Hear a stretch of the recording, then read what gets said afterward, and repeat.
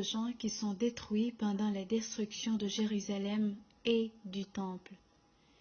Qu'est-ce qu'ils ont manqué pour sauver leur vie? C'était au temps de la Pâque.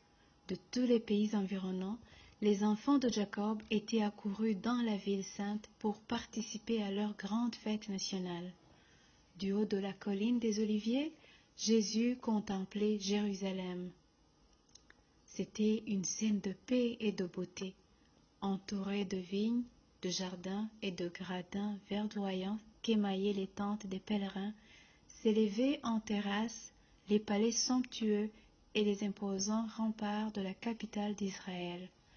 La fille de Sion semblait dire dans son orgueil: « Je suis assise comme une reine, je ne verrai point de deuil. » Elle était alors aussi belle, et elle se croyait aussi sûre de la faveur divine qu'à l'époque où le barde royal chantait: « Belle est la colline, joie de toute la terre, la ville du grand roi. »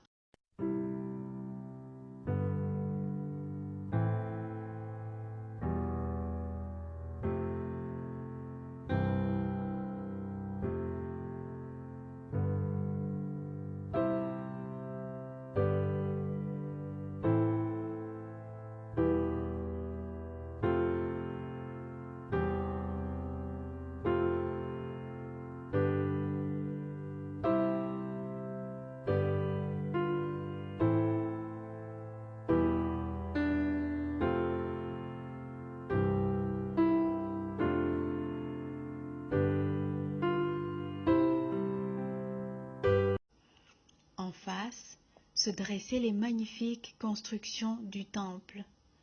Sous les rayons du soleil couchant éclairant la blancheur neigeuse de ces murailles de marbre, rutilaient les ors des tours, des portes et des créneaux. Parfaite en beauté, elle était l'orgueil de la nation juive. Aucun fils d'Israël ne pouvait regarder ce tableau sans un frisson de joie et d'admiration. Ce texte est tiré de la Tragédie des siècles, première page.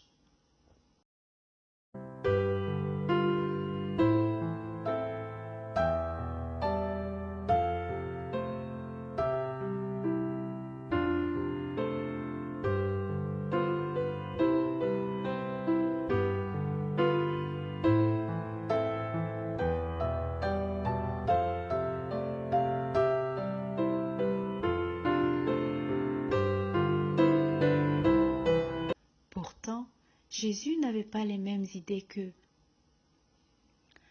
En Luc, chapitre 19, versets 41 à 44, il est écrit: « Comme il s'approchait de la ville, Jésus, en la voyant, pleura sur elle et dit: « Si toi aussi, au moins en ce jour qui t'est donné, tu connaissais les choses qui appartiennent à ta paix, mais maintenant elles sont cachées à tes yeux.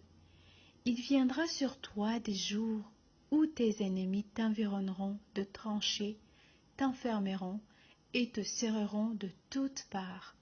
Ils te détruiront, toi et tes enfants au milieu de toi, et ils ne laisseront pas en toi pierre sur pierre, parce que tu n'as pas connu le temps où tu as été visité. »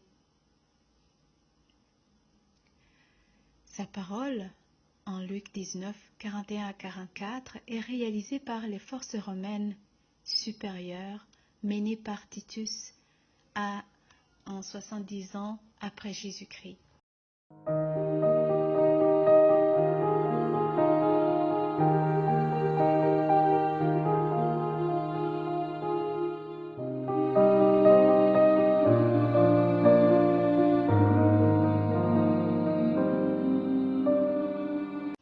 Malgré la parole de Jésus et les prophètes qui sont passés devant leurs yeux, beaucoup des hommes, des femmes et des enfants ont péri pendant la destruction de Jérusalem à cause qu'ils ne voulaient pas changer. Ils sont restés dans leur méchanceté et leur cœur s'était porté chaque jour uniquement vers le mal. Quel jour terrible, rempli de chagrin! Chers frères et sœurs, qu'en pensons-nous de nos jours? Combien de prédications et de prophéties qui sont passées devant nos yeux? Est-ce que réellement, si Jésus venait maintenant, irions-nous avec lui ou péririons-nous? Réfléchissons bien et demandons-nous si nos caractères nous permettraient d'accueillir notre Seigneur ou de périr à jamais. Réveillons-nous, Jésus revient bientôt.